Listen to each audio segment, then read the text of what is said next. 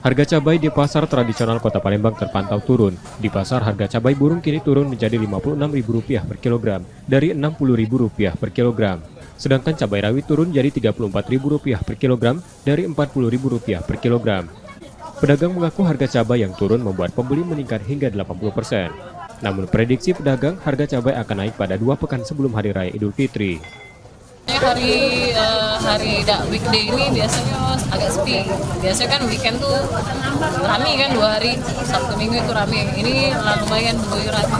Kayaknya naik sih kan dari agen di pasar induk sana. Mungkin 80 sampai 90. Turunnya harga cabai jelang Ramadan menurut pedagang karena banyaknya persediaan komoditas ini. Nur Muhammad, Kompas TV, Palembang, Sumatera Selatan.